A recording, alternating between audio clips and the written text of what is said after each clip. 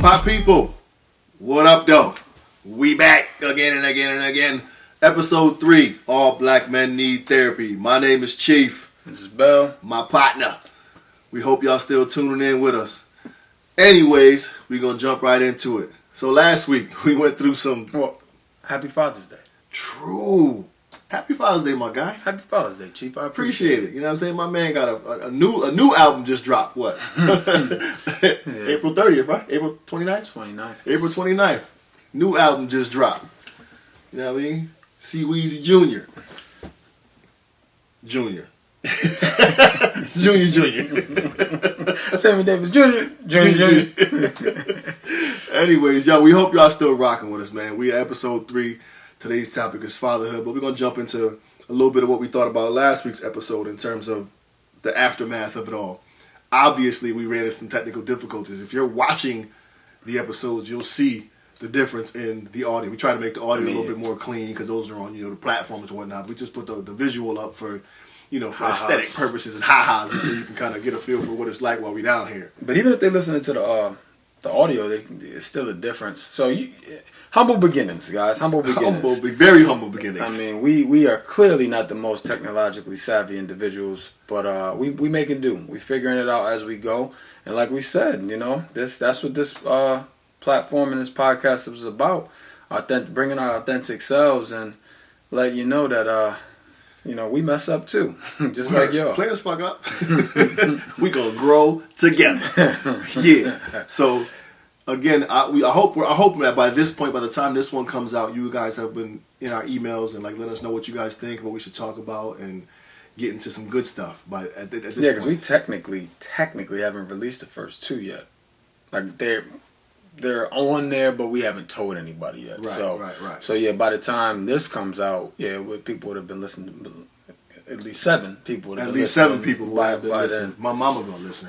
She called it an iPod today. When you and Chris filming your next iPod? And my mom was like, "So tell me about this podcast. Is it a talk show?" I'm like, "Basically, it's a talk show." She's like, "But y'all on TV, right?" I'm like, "Not necessarily." Not necessarily. Yeah, but we on TV. Then my dad was like, "Hey, you got to talk about favorites. Talk about when your mama favorite somebody, because mama favorite Ricky and I'm like, all right, Dad, we could talk about that some other time." His dad is the only person I know with 7 different names. Word. and 2 social security numbers while you bullshitting. When he got his passport, I called him. I was like, "Yeah, Dad came in, but they said you could only fly domestic." Oh man, that's funny.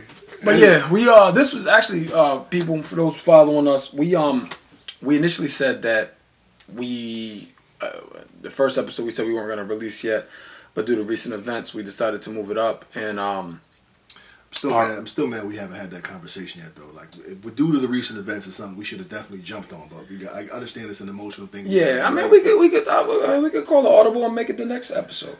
Like, that's what we'll do. We could do that. That's fine. We'll do. So we wanted to initially release on Father's Day and say thank you, and Happy Father's Day to all the fathers, because, we're going to talk about it a little bit more, but you and I both know we don't always get the most desirable we don't always have the most desirable reputation. Some of it's warranted, in my opinion. Most of it's not. I know we as in black fathers. Correct. Okay. Yeah, my bad. Yeah, I think people can use the context clues. Yeah, I hear that, black men. But that's you and I in particular. Yeah, well, I mean, our experiences today was going to be about you and I, but I think as a whole, black fathers in general, I don't feel we get the credit we deserve. I feel that single moms and striving moms always get put up on a high pedestal, as they should, right? I'm not taking it. Deservedly so. Yeah, I'm not taking anything away from them. However, I feel sometimes in co-parenting situations, dads are holding or pulling as much as a weight, sometimes maybe even more, and it's kind of like an expectation. Right. But when I personally feel sometimes, we don't get our just due. But I'll get into that in a little bit. So how do you feel about women thinking, claiming, believing they should be given a Happy Father's Day shout out. Because I've seen a lot of that going on social media. Yeah, I think that's ego.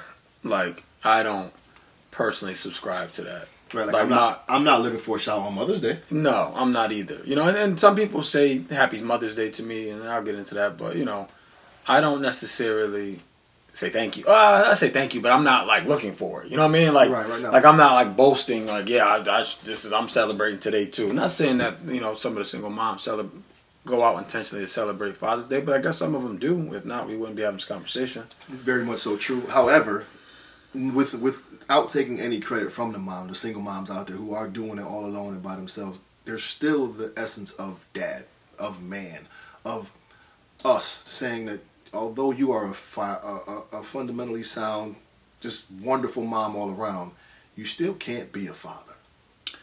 You know what I'm saying? Like, you can't. There's just certain things that you need dad. But 1,000,000% agree, and I think sometimes the misconception is that they can, and I get the empowerment. I get like the will to win. I understand all of that, but I think, and not always, but I think in certain cases, essentially, it could potentially block blessings.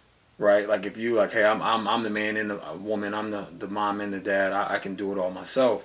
Then you potentially miss out on an opportunity where somebody's willing to step in and pick up the slack. True, you know what I mean, and be the actual father figure. You know, they may not be the actual dad, but they can be the father figure and at least the example potentially. I mean, and that does make it tough because I've personally encountered some women who are I'm every woman strong black woman and so on and so forth, and it's just like, they have grown so accustomed to doing those things that it's, like you said, it's second nature. It's second nature, and it's very difficult to relinquish that when they have a man come in and say, I got it. And I get both sides, right? Like, you got to be everything for your child when the situation arises. But I think sometimes men, too, we have to be okay, like, letting that guard down. You know what I'm saying? To let somebody else in. Without a doubt. And that's a struggle I've had for the longest time. Right.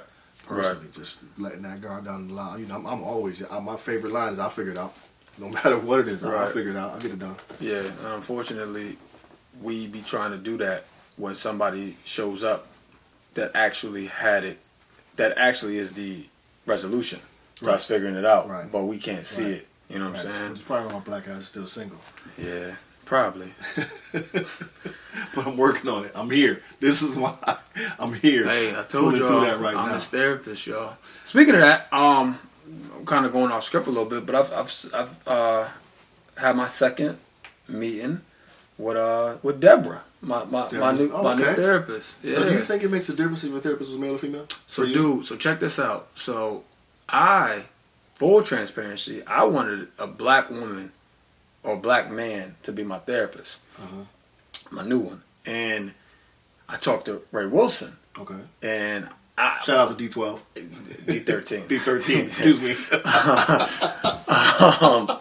D13. I asked him for recommendation. He's a licensed clinician and everything. And my bad, Ray, if you listen, I don't know exactly what your title is. I know you got a bunch of letters by your name.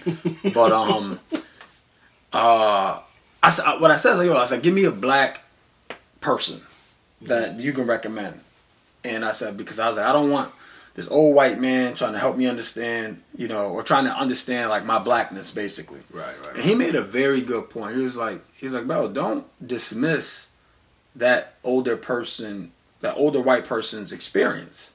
He's like, they could potentially have more, not necessarily knowledge, but black experience than you just based on their age. Right. He's like, just in terms of what they've been exposed to, the type of practice that they have, things like that. And I'm like, you know what, Ray? I'll give you that. So I opened myself up to twofold. This is twofold. I opened myself up to it, and secondly, there weren't a lot of options of people of color for what I was looking to get accomplished. So is Deborah a woman of color? No, Deborah's white from Vermont. Oh, okay. Well, she's actually Canadian, and she grew up in New Hampshire or lived in New Hampshire, Vermont, one of them two. But the cool thing about her is she gets it, man. At least in the last two episodes, last two meetings I had, she's Because, I'm on guard because, you guys are old white woman. But I'm like, she said a couple things to me. I'm like, okay, Deborah, So she told you got a lot of shit fucked up in your life? Nah, she basically, first of all, I'm your therapist. You're not about to do this right now. We're not about to go all the way off script. No, she was good. Maybe we'll put an episode together about how my therapy's going versus your therapy. We can do that. Okay, bet. We could definitely do that. But yeah, so today's about fatherhood. So we wanted to, kind of talk about our experiences as dads and give you guys a little background on our dynamic with our children. And we'll even tap in a little bit to the dynamic between us and our child's mother. Mothers, correct? Yeah, we both got baby moms. First of all, I don't even. That's one thing I refuse. I don't use that term. I don't either. I don't. It's my kid's mother, my son's mother, my daughter's mother. I don't know why. I'm really biased to that, or like opposed to that baby daddy stuff. Like I'm a damn good father. Don't ever call me baby daddy. Don't do that. Don't ever call me baby daddy. I don't refer to them as that. So it's like an urban colloquialism, if you will. You know what I'm saying? Behind philosopher ass over here. SAT word, baby. Anyways, but yeah, that's what you do in the hood. You call baby mama baby daddy, but I refuse to be labeled a baby daddy. I'm a damn good father. Yeah. Period. Speaking of which, tell the people how many things you got. Word. So I got 4 of them things. 1 adopted from last year, and 3 of my own. 9, 6. And 1.5, and it's an abundance of fun. I love every bit of being a father. It's dopest shit on earth. I don't really find it very difficult. People have been really complaining about being home, right. having a homeschool and yada. I'm like, yo, this is light work to me. Like, I love being around my kids, so that was like a breeze. You know what I'm saying? So yeah, you also work in the school system, so you weren't trying to work. Yeah, but even I'm saying a lot of teachers are like, yo, just being at home with you, like you're home with your kids, like some and people, you're a teacher, right? And you're a teacher. Some people are at home like, yo, I can't stand these little motherfuckers. Yeah, like, no, you know what I'm saying? I know. One thing I will say from this is a lot of teachers in general were finally getting their just due from their parents, right. from the kids' parents. Right, really absolutely. Appreciating and respecting what they do on a daily basis. For sure, but yeah, so I got 3 of my own and 1 adopted. Big Baby, we call him. Big Baby I'm 6'2", 250. Big Baby's 6'4", 315. Yeah. Just turned 17. He's just had the stereotypical inner city troubled past, man. And so I'll give him a story of Big Baby real quick. Big Baby, I met Big Baby 3 years ago. He was one of my students. He was in the hall getting in trouble. Security brought him to my office, and he came in with this whole. At then he was 14, 6 feet, like 280. Yeah, he wasn't small. You know what I'm saying? And so he was just a bully. So he comes into my office and he's like just trying to talk tough. And I'm looking at him like, yo, I don't know who you think you're talking to or who you think you are or who you think I am that you can talk to me that way, but it's not going to happen. And most kids have that part where they want to go back and forth. They want to debate. They want to argue. Big Baby sat up straight in his chair like, I apologize, sir. And most kids don't have that switch. So at that point right there, I knew this kid just needed some discipline. Needed somebody he couldn't walk over. Right. You know what I'm saying? So. Or he has multiple personalities. Or that too. Or that too. And he can we can bring his ass on the couch next week. You know what I'm saying? So, Big Baby was I had talked to him. He's like, "You're gonna suspend me." I'm like, "I don't even I don't even know you, kid. How about we introduce one another? You get to know each other, blah blah." So I talked to him. Sent him back to class. 3 days later, he slapped fire out somebody in the hallway. I'm talking about slapped fire out somebody, and then was like telling me he didn't do it. So now it's like 113 cameras. Right, in that so school. I was downstairs. Of course, he did it right under the camera. I'm like, yo, why would you lie to me? Have some integrity. And he apologized. I'm like, yo, don't do me like that. So I cultivated a relationship with him, and then he got transferred out. I'm like, yo, I normally don't do this, but something about me says you might need my help. Take my number. If anything happens, let me know. So maybe like 6 months later, he text me like, I'm at this school now. I'm living with my grandmother, blah, blah, blah. 6 months after that, I'm at this school now, living with my aunt, blah, blah, blah. I'm at this school now, living with my brother. That's crazy. And then one day he texts me in like February. It's February 4th. In Connecticut, that's 4 degrees outside. And he was like, Coach, I slept at the bus stop last night.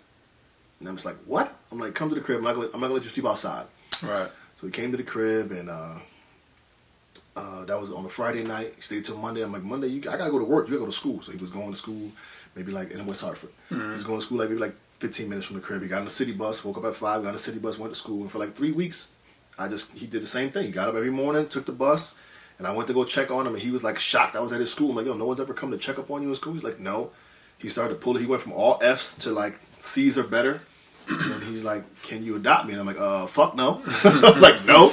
But then he's like, well, since you know, I'm just so tired getting up in the morning, if I do well, can you at least transfer me to the high school? So I transferred him over to the high. I was like, yeah, if you do this, this, and this, I'll transfer you over. So he did what I asked him to do. I transferred him over.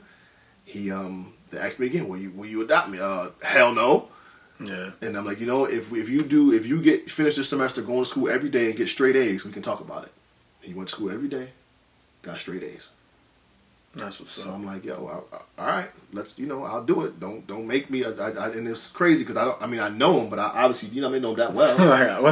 I know him, but I don't know him. Right. So I'm like, yo, just do me a favor and don't ever make me have to choose between you and my kids because you'll never win. Yeah. You know what I'm saying? Or shoot your big ass. Right. And I told him that too. Like I'm not about to like if I have to discipline you and try to put my hands on you, I'm just gonna beat you up and then kick you out. Now, so that's twice. You got beat up and nowhere to live. So right. What you gonna do? Right. So yeah. So that's my story of Big Baby. But when people ask me, like I said in the last one, my kids, they're like amazing humans. You know what I'm saying? So I'm happy to be their dad and happy that them little youngins belong to me. That's what's up. Yeah, I can attest to that. You do got some really, really good kids. Right. So on his behalf, let me just open the door with this one. Brother had a child at 15. So can I tell my story? 15. Go ahead. Tell it. All right. So, as Chief just mentioned, I have 2 children with a 23-year age gap between them. That is insane. So, my daughter's 23, and my son is 8 weeks tomorrow. 8 weeks tomorrow. And yeah, so my daughter's awesome. And I'll get to this too, but I've had custody of my daughter since she was 4, something like that. I've had custody since she was 4. Back when we was keeping the bed up with paint cans. Yeah. Humble beginnings. Humble beginnings. Yeah, so I had custody since she was 4. And I don't know how much I'll get into that story today, but we'll see where the conversation goes. But she's phenomenal. She graduated from the University of Connecticut. Shout out to Shug. Last year. She's just me. She's just a female version of me. Her sarcasm. She very much so. Her wittiness is just the same. But yeah, I used to always tell people she's just a good kid. I don't really. She is. It's interesting in parenting, and I'll speak for maybe young parents, maybe, or just myself. But there was a period where, if she would do something that remotely resembled something that I would do, I immediately went to negative town. When really, what I realized is yo, she's not you. She's not doing that same bullshit you were doing. She's actually a good kid. So yeah. So my daughter. It's phenomenal. She's at the beach today, living her best COVID laid off life. And my son, I had a son 8 weeks ago. That dude is dope. That dude is really, really dope. What's it like for you now? Because obviously, you were so young at that time. Yeah. You didn't really get a chance to, obviously, if I knew then what I know now type thing. Yeah. So you didn't really get a chance to, you grew up with your daughter. Yeah. You know it's 15 years apart. So yeah. No, that's a good segue. Yeah, my first experience having a child was night and day compared to my second experience. So my first experience, obviously, I was 15. I wasn't planning on having a child. I was just, as my grandmother would say, you just mannish. So I was just out there running around, and for no other reason. It wasn't really I had a great family life. It wasn't nothing like that. I was just, I was light skinned, and we was in back then. So and I was just messing around, and then my daughter's mother got pregnant. And at 15, I'm naive. I'm thinking I'm going to the NBA. Now, mind you, at the time I would have been a 6'2" big man because I didn't have any ball dribbling experience ball dribbling experience really at that point. But I could jump out the gym, so I always played the post. So Definitely could jump out the gym. but that wasn't really a reality. But that was my reality. You know what I'm saying? So my first thought when I found out my daughter's mother was pregnant was like dismay. I was ashamed. I was depressed. I was all that because I looked at it like my life's over. Like that's basically how I looked at it, and I carried that the whole pregnancy. And then he went on to win Oprah Winfrey Youth of the Year, but that's another topic. But yeah, so that was my first experience. It was just and the other thing is I didn't even tell my mom. My girlfriend at the time told my mom, and that was just a whole. Well, I'm glad she did because I might not have told it till my daughter was born. So that kind of worked out. And then my second experience, man, well, two things. One, my first time around, I told myself that, and nobody believed me. I mean, you start off at 15, they think you're going to have a gang of kids, but my first experience, I said after Brown was born, I said I'm not going to have another child out of wedlock. That was my commitment I made to myself. Had some close calls, but I had no kids, no more kids. So this time around, I felt good. Like it was a complete opposite. I felt prideful, like I was empowered, like I felt good about like the future of my child because I could see it. More importantly, I could plan it. You know what I mean? Like I had, like my life is, like I already know where my life is going, so it allowed me to make room to plan his life. Whereas when I was 15, I didn't know where my life was going. So like, how the hell am I planning another human's life? Right. And then my wife is phenomenal, so I'm like, she's smart as hell, so the kid's gonna have some brains, which, depending on who I had it with, wouldn't be guaranteed. I'm not a brainiac. I do what my thing in school, but I was more of an athlete. So and my wife's an attorney. So for me, I'm like, well, he's gonna be good no matter what. Suge came out. I mean, Suge is yeah, because her mom's smart too. Like she just makes horrible choices. No doubt. But her mom's smart. I don't want. I'm doing the opposite of you. You give yourself too much credit for your education, and I'm kind of downplaying mine. Like I'm definitely not a dumb dude, but I'll be the first to tell you that my wife she got a, put it this way, I got a full athletic scholarship, she got a full academic scholarship, right? So she didn't pay for college either.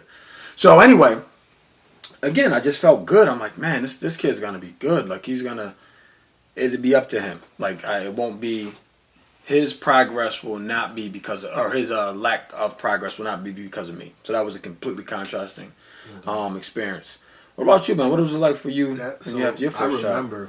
I remember I was in Atlanta at the time. It was 2 years after Peanut had passed, and I say passed like he did. 2 years after my brother was murdered, but I was in Atlanta at a car dealer. Remember how you sit by when you was little, sit in the hood and the car drive by. That's my car.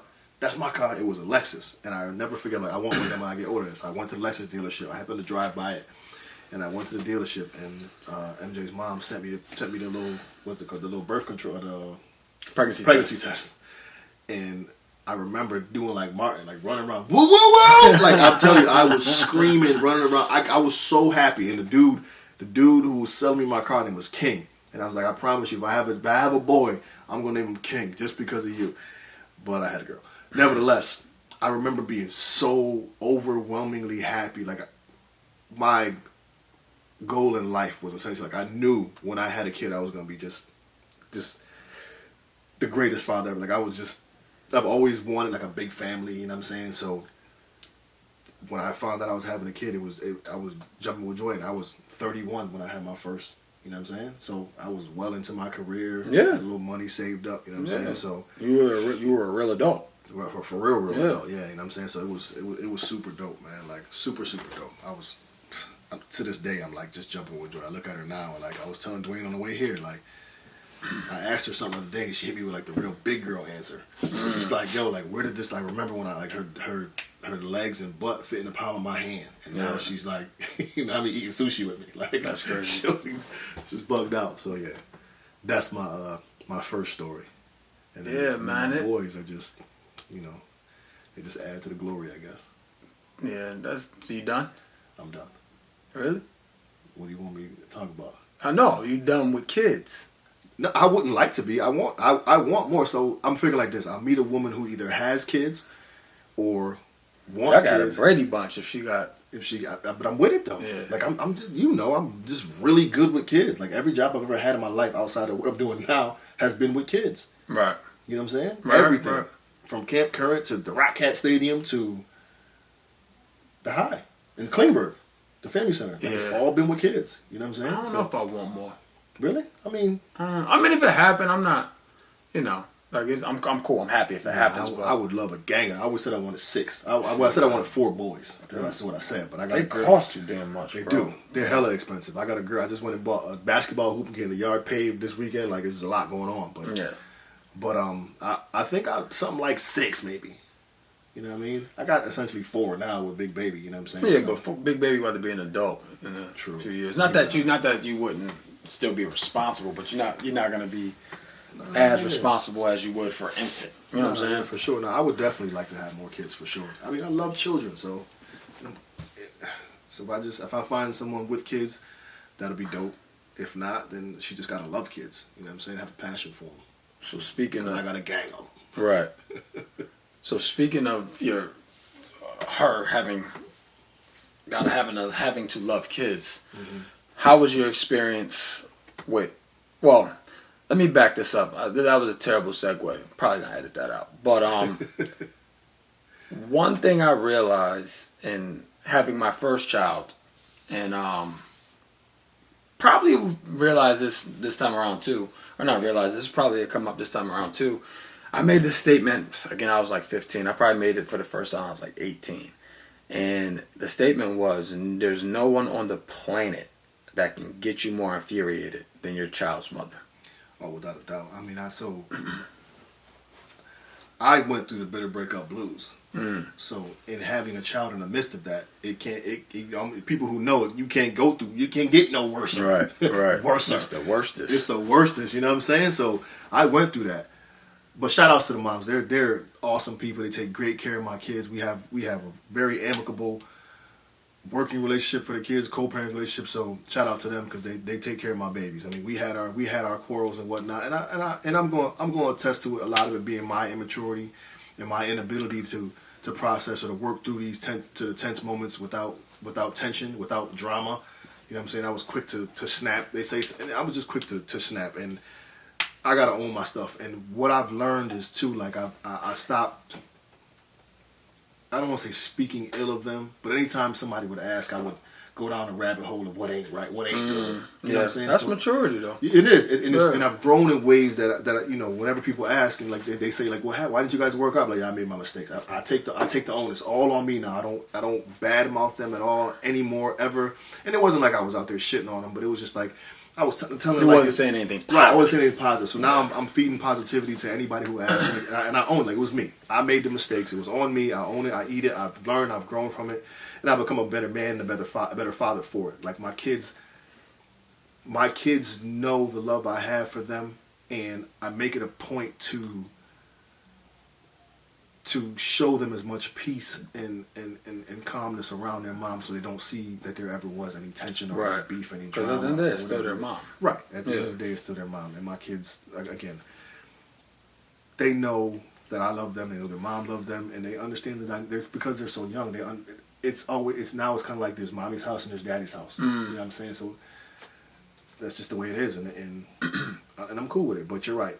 Can't nobody get you more infuriated than the mothers of your child. And I know you in particular, being that you've had custody since she was 4. Right. So it's interesting, man, because nobody ever asked me about her mom. Well, I shouldn't say they don't ask me. Maybe, you know what? It's probably been so long they just stopped asking. That's what it is. Because Sugar's an adult now. Sugar's 23. So those conversations stopped a long time ago. one thing I'll say, I've never. One could argue that I had every right to. I've never badmouthed her mom to her. No, I've never done that. Like I've never. No, I'm not saying you did. I've never done that. More often than not, believe it or not, it's people coming to me with some of the stuff that they've witnessed or heard or experienced with her and stuff like that. But yeah, I don't. My experience the first time around was, you know, what's interesting too, man. I never talk about her, ever. I don't either anymore. Like I'm talking about in general, like like I just don't. Like, well, one, last year was the first time I spoke to her. 2019 was last year. Yeah, in 10 years. That's crazy. That's the other thing. That's crazy. That was the first conversation I had with her in 10 years. So there's really nothing to talk about. So, you know, like my daughter's straight, and then that's that. That's kind of how I feel like when you ask me about my pop. Like, I'm straight. Like, ain't really nothing to talk about. You know what I noticed, though?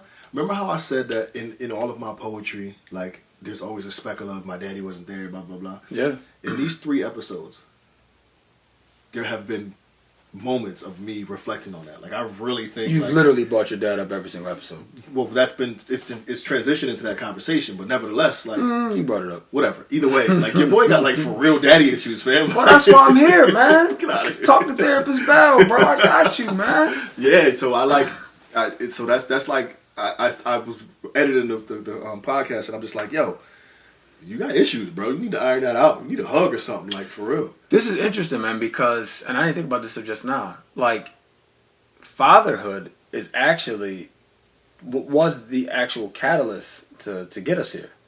Right. That was, because my next question was going to be, how does how you were raised show up in your parenting? And that was a perfect example of the basketball game. You want to tell the story? Do you remember? Yes, I do remember. So that was when MJ hurt her hand. So my daughter, her finger. My daughter was playing during her basketball league. She was playing and she went to slap the ball out of somebody's hand, and like what appeared to be like jammed her fingers. And then she's like shaking her hand on the court and whatnot. And then she finishes the game with her fingers swollen and whatnot. And then the next day, you know, we had to take her to the doctor. They were still swollen and she couldn't move them. Come to find out, she broke 2 of her fingers. And for me, I'm sitting there going, yo, like, I'm proud of her for toughing it out and finishing the game. But anybody else would be like, yo, let's go. We got to get, you know what I'm saying? We got to get you out of here. But I think that's just how I was raised. You raised to tough it out, to thug it out and be tough. And it's crazy because there's an irony in how I raise my kids. Like, I'm a lot more tough on my daughter and a lot more emotional and loving with my boys. Like, it's really weird. Like I'm teaching MJ to be tough, but the boys, I'm giving all type of love and teaching them. Like, so it's not like intentional. Mm-hmm. You know what I'm saying? It's just like you raise daughters to be tough, and I guess you naturally expect your boys to be tough. So you got to teach them to be sensitive, if you will. You know what I'm saying? So you figure that the world's going to be tough enough with them, and they may give the women, I guess, it may handle them differently, if you will. You know what I mean? So I was telling Dwayne again on the way up here. Shout out to Dwayne Baggers, Dougie D Entertainment, right? Mm-hmm. Boom, look him up. Nevertheless, I was telling him about something. It was either a podcast or a lecture I was at, and the dude was like, one of the best things you can do in raising children is teaching them to be empathetic. Mm. And I'm just like, yo, like I've done that and not even realized or known how I've done that. And I was giving him a story about MJ. Quick story for y'all. My daughter was in kindergarten. She was like 4.5 years old. And I was bringing her to school one day. And she was like, Daddy, we got to go to the store and get some flowers. And I'm like, I'm not going to the store to get no flowers today. And we start driving. And she's like, Daddy, we got to go. I'm like, I'll get them after school. And she's like, no, we got to go now. And then she starts crying. And I'm like, that's not my daughter. That's not what she does. You know what I'm saying? So I just take a right turn, go to the gas station. I grab some roses, give them to her. And she fixes her face. She smiles. And I'm like, babe, why did I have to get you these flowers? She's like, because I wanted them to bring them to, I'm going to change her name for the purpose of the thing. So I wanted to bring them to Susie because she called her a terrorist, and I want to make her feel better. Susie's a little Muslim girl in her class. Mm. She's 4. So this little kid's parents is teaching him about whatever. They teaching him, right. You know what I'm saying? So he comes in and calls this little Muslim girl a terrorist, and MJ felt so bad, she wanted to make this little girl smile. That's crazy. And I'm just like, yo, I'm doing something right. I don't know how it got here, but for a 4-year-old girl to be so empathetic, she wants to make this girl smile. Definitely doing better than podcast parents. Word. That's crazy. That's an ill story. I don't know if the kid's name is. Either way, go ahead. Yeah. For all intents and purposes. Right. And his parents are punks. Might No, but just to go back with the finger story, that's how this started. And you, when we were talking, you were like, man, basically like, she's a G. MJ's a G. Right. And I'm like, yeah, but she's 9 or however old she was at the time. And I'm like, he's like, yeah, I know. You were like, yeah, I know she's a G. And I'm like, yeah, but like, it's okay. Like her fingers were broken. Like if she didn't go back in the game, bro, like that was okay. But it wasn't really my choice. Like it was hers. She wanted to stay in the game. No, I know. But then this is where we got to. So what made her get to that point where she felt like she needed to?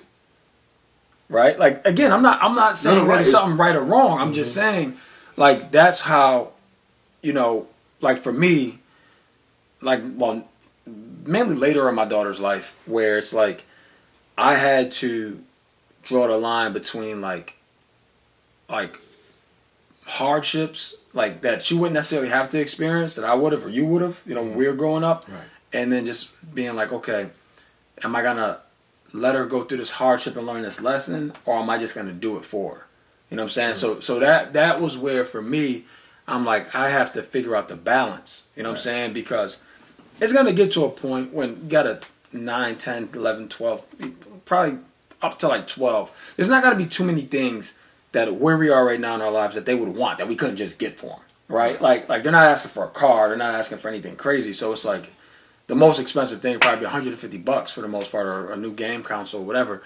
And it's like you want to. For me, I'm like I need to be careful with allowing her to get these things, and then and not allowing her to learn a lesson. So like I'll tell you a story. So she was in high school and she was doing her pictures, and at the time, and again, this is another thing. Like I could have bought her a brand new car, but my aunt had like a truck that didn't have a lot of miles on it. It was a Blazer, so I let her take that one instead. But the thing is, the gas handle didn't work.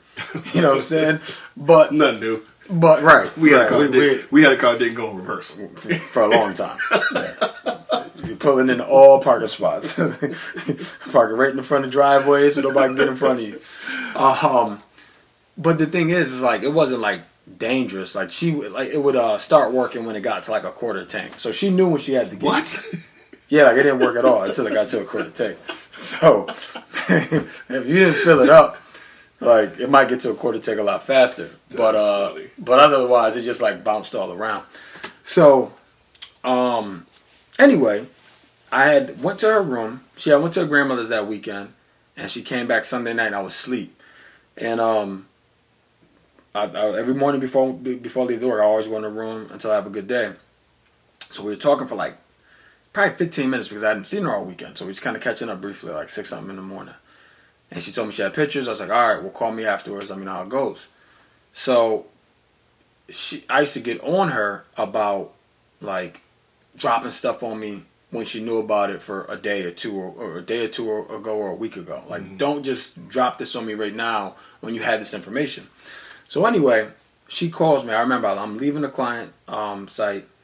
I'm getting in the car, and she's like, "Dad, my gas. I don't have any gas. Can you transfer some money into my account?" I'm like, "I talked to you for 15 minutes this morning. Like, I would have left you cash this morning. Like, why are we having this conversation now? Why do I have to stop doing what I'm doing?" And I'm like, "You know what? Fine. I'm going to give you some money. Go straight home. Go to the house and go straight home. I'm not dealing with you right now." So I transfer the money. She goes to school for her pictures. She calls me, "Dad, I left my outfit at home." I'm livid. I am livid. I said, "Listen," and I said, "I'm gonna transfer." I probably filled the gas tank up, whatever it was. I said, "I'm transferring $45 in your account. After these pictures, you don't come home unless you have 16 job applications. Swear to God, true story. 16 job applications. I'm like, I'm not doing this with you. I'm not about to keep funding your life. She came home with 15 applications, didn't she? Yeah, then she got a job the next day. And she's been working ever since. You know what I'm saying? So like that's one of those things for me. It's like, yeah, I could have just gave her the money and was like, all right, well, just drive safe, all that stuff. But that there was a lesson in it for me that needed to be learned, because not for nothing, I felt like she was being lazy a little bit before she was about to run out of gas. So that just was the driver that I needed to get her going, because like, I don't know if she would have did it on her own. So, and it worked out, right? She's always been employed, and she does very well saving money, so it worked out. Sure. But that's what I struggle with, and I know it's going to be even worse with my little man, because I'm more of an adult now. You know what I'm saying? Like, right, I'm in a better situation, sure. It's just it's going to be tough. I was saying the same thing today. I'm in the store with MJ. We're buying a basketball hoop or whatever, and I'm just like, you're spoiled. I was like, and I blame your father. Like, that's what I was talking to her. Like, but I'm just like, I was like, right. And I blame your father. Like, because it's just. But that's the goal as parents, though, to provide a life for them that we didn't have. But you know where else it shows up, bro, is like we overcompensate. I'll speak for myself. Like, being a single dad, I knew that she didn't have a mom around, so there'd be certain things that I would like kind of let slide, or like let her get away with a little bit, just because, like, I'm cognizant that there's a huge piece of her life that's missing. Right. You know what I'm saying? See, she's going to be like me on the podcast. She's going to have mommy issues. Like I got daddy issues, you know what I'm saying? That all came to a head, man. Maybe one day I'll have her on the show to talk about her experiences. It's not my story to tell, but yeah, that came to a head. And what I will say about that is because someone coined the term a long time ago, daddy issues, she knew she wasn't going to have daddy issues, but she never thought that she could potentially have mommy issues. Right. Like, cause she's never even thought about that. That's not something that daddy issues is a norm. Right. Mommy issues isn't. For sure. So it's to I guess bend the corner a little bit, like in terms of having that lack of parenting. Like I said, my kids' moms are there. Right. But we're in two different households. But you're co-parenting. Right, we're co-parenting. So it's two different households. So there's things that like I have to not necessarily deal with, but I'm not in their homes. I don't know how they do things in their homes. So I'm not like to regulate it. I'm not like fixing things or trying to repair whatever's going on in their mom's life, but I know they can either get away with more than they do at my house, or they don't get away with things that they, what I'm saying, vice versa. Yeah, and if nothing else, the bare bones minimum is different parenting styles. Right? Like, if nothing else, it's different parenting styles. And when you are co-parenting, it's a challenge, because if you were together, the mom would have said something, you could have vetoed it. You know what I mean? Like, real time in the moment. But yeah, that was, again, like, that was another motivating factor for me the second time around. I'm like, it was more than just being married. It was more for me, quite frankly, now that I think about it, giving my child what I had growing up. Right. You know what I mean? Like I said, my parents are still together after 36 or 37 years. Shout out to Black Love. They now, disclaimer, they do separate every 7 years. It's just something they Shout out to Black Love. they are still together. They're still married. But that was the thing. It's like, I mean, you just witnessed it upstairs. Like, she was. I put him down. I put my son down, and that's another thing. Just sidebar. We're seeing the sleep coach, which what? It's like white people stuff, man. What is a sleep coach? Yo, you got to talk to her, man. I'm like, yo, man, listen, man. Like, my mom was smoking Newports in my crib with me. Like, what we doing with a sleep coach, man? Like, we don't need those Cools, actually. She was smoking Cools back then. That's funny. I'm like, we don't need no sleep coach. But anyway, like just now, like, I put him down. He got a little fussy. And I was just going to go in there and put him back down. But she wanted to take him out. You know what I'm saying? He barely 2 months. Nah, man, you got to learn him. You got to learn him. Yeah, that's the thing. I didn't want a sleep coach. Like, I didn't even know what that was, man. It's a coach for everything now. Like, if y'all haven't realized that. So, peep my joint. Sleep coach. I used to wake my. This is how I instilled the fear of God in these kids. I bullshit you not. When my kids were from like 3 months to like 6 months, I would just walk in the room and be like, "Hey!" and wake them up. They start crying, and then I pick them up and hold them and calm them down. And I swear to you, to this day, when Dad raises his voice, everything stops. PTSD. Can we have them on the next episode? Clearly, they're scarred for life. Say what you want. Say what you want. But my kids, like I said, they're really good kids and they listen. They could be in the middle that's of not them. listening. That's fear, bro. Right. That's how it's supposed to be. Fear and respect. I don't see. Fear and respect, bro. I don't want my kids. I mean, it's so funny. My daughter just got her hair done. Shut up, because you was scared as hell of Pop. No, I know. I guess I turned out all right, but still, man. Like, it was used to put the belt to my nose and say, "Smell it." like, what is wrong with this man? Nah, see, I've never. You never had a dad, I know. So I don't even know why we're still talking about this. I was gonna say is I've never had to threaten the belt with my kids ever. Like I was telling Dwayne, I popped my son and my daughter like when they were like 2. I haven't had to get them since then. I used to thump her. That's what I used to do. That's funny. That's funny. Yeah, I forgot what I was even saying. Oh, the sleep coach. So yeah, anyway, when you aren't co-parenting, it's an opportunity for you. When you are co-parenting, it's not an opportunity for you to step in, in real time, where there may be, like you said, like some things that you don't agree with necessarily. Not that they're wrong, you just may not agree with them. It may not be your parenting style. So it will be some potential conversations about what's right and what's quote unquote wrong. In the views of you guys. How do you think a conversation would be with Suge right now if she had to tell you about her upbringing, how she was raised, and what she would say about your the good things you did versus the bad things you did versus like if they said what's the most important thing your father taught you, what do you think she'd say?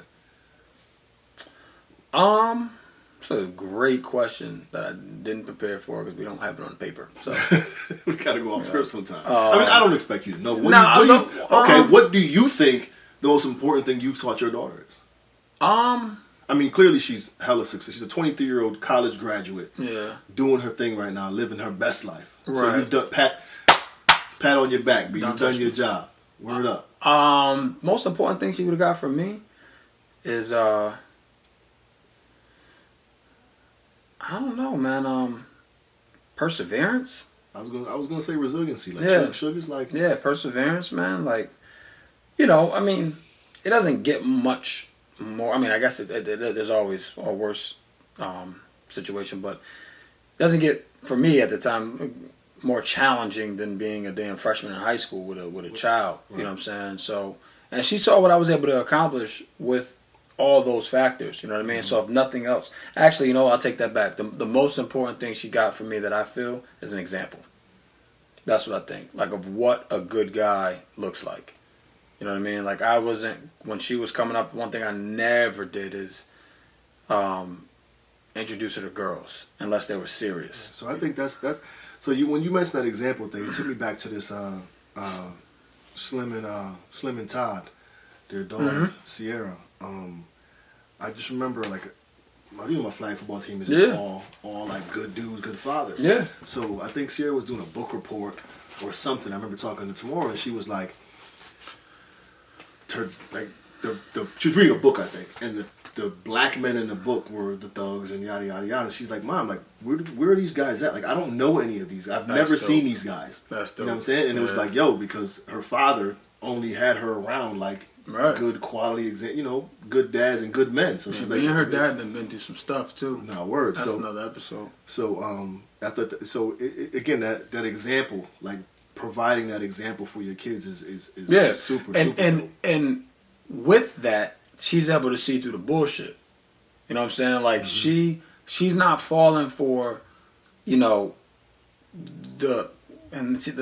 Sierra, she's not around these types of people, but she's not falling for the dope boy who got a couple dollars. No, right. So you know what I'm saying? I was talking to MJ's mom recently, and she was like, we was talking about that scene in Bad Boys with Martin and Will. Oh yeah. You know what I'm saying? Who the hell is Reggie? Yeah. Right. And she's like, I can totally see you and Belle doing that. I'm like, you know what? I can too. However, I don't think we'll have to because my daughter will know who to bring home. Nah, word, man. You know what I'm saying? Like, she'll know what type of guy her father's gonna accept, or just what type of guy that's worthy enough to bring home. You know what I'm saying? And it's crazy because when she tells me she has a boyfriend, like, not that I think that they're this thug. I never think that, but I'm always like, you're protecting them, right? And you'll go through it in a couple of years, but don't put that on me.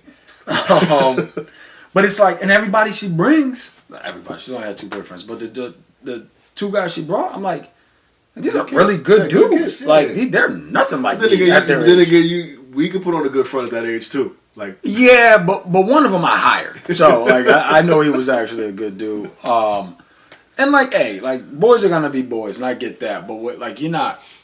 When I say good kid, I mean they're not disrespecting her, and not that she would take that anyway. Right. They're not. Then they're damn sure not putting their hands on her. Like, everybody knows that. But yeah, like, they were good kids, and I'm like, I remember sitting one of her boyfriends down again.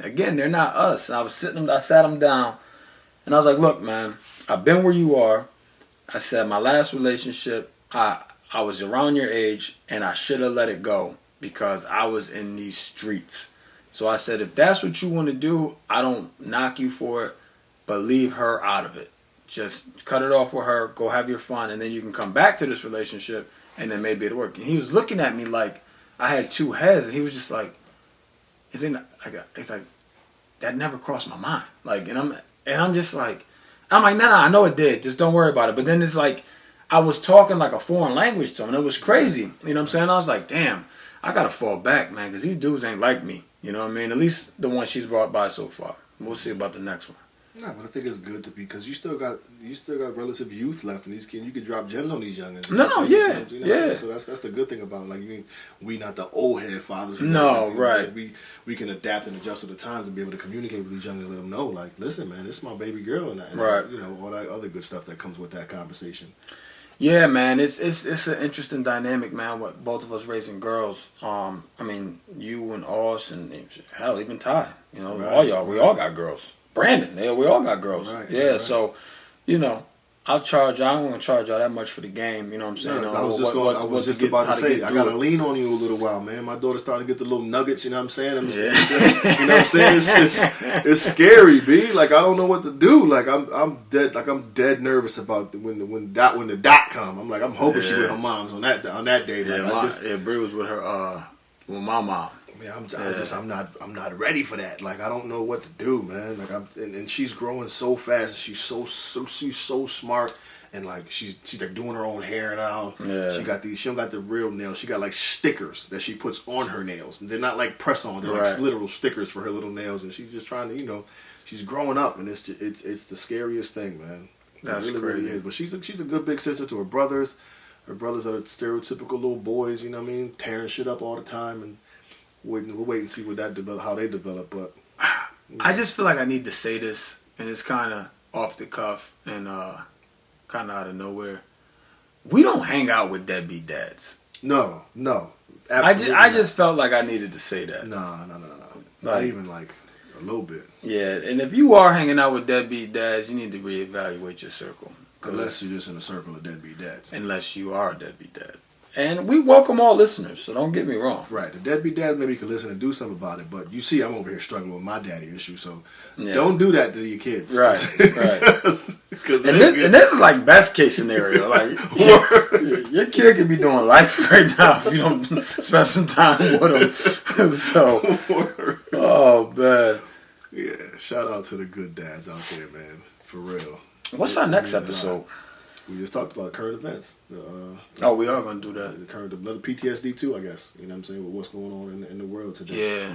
Yeah. It's crazy too because there was another killing right after that in Atlanta, after George Floyd. Yeah. Which I literally didn't even see the video yet. I saw like the freeze frame. The George Floyd joint? No. I don't want to mess up his name. The guy in Atlanta. Aubrey. No. The dude that got killed at the Wendy's. By the cops. Something like Rashad or... Yeah, I can't remember his name. I can't remember his name either. But I purposely stayed away from it. The unfortunate part about that is you can't remember his name because there's so many. Right. Which we can definitely touch on. But as for the final thought today, guys, kids are dope. And the way things are shaping up, it will be our kids. who saved this country. Don't be so hard on ourselves as parents. These kids are resilient, and they'll figure it out. For sure. For sure. Just stay on them. Stay active. Monitor your responses to the tense moments. Find a lesson and teach that. It's my suggestion, just because there's a lesson in everything. It's oftentimes as parents we get so caught up in the why and what happened that we forget. You know what I mean? We want to get emotional. Yeah. Right. Versus teach the lesson. So I'm very big on finding the lesson and teaching that. Yeah, do what I do. Take a nap. You find yourself getting worked up, take a nap. You wake up with a clearer head. At least I do. And if you're having trouble taking naps when you're faced with these situations, get a sleep coach. Don't get no damn sleep coach. You know what I'm saying? I didn't know they made them. Like, man, listen, man. Lo got a coach for everything. You hear me? Sleep like coach. She don't be playing. I'll change this to push-ups, man. Go sleep himself. Man. Like, word up. I guess him falling asleep on my chest is we not supposed to be doing that apparently. So yeah, more to come on that, man. We might be talking about baby sleep habits in one of the episodes. We'll get back to y'all. We not doing that.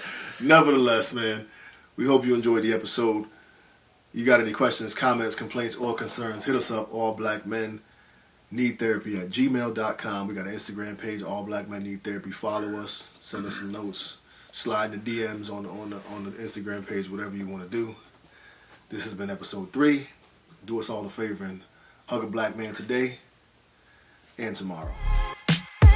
Oh, man.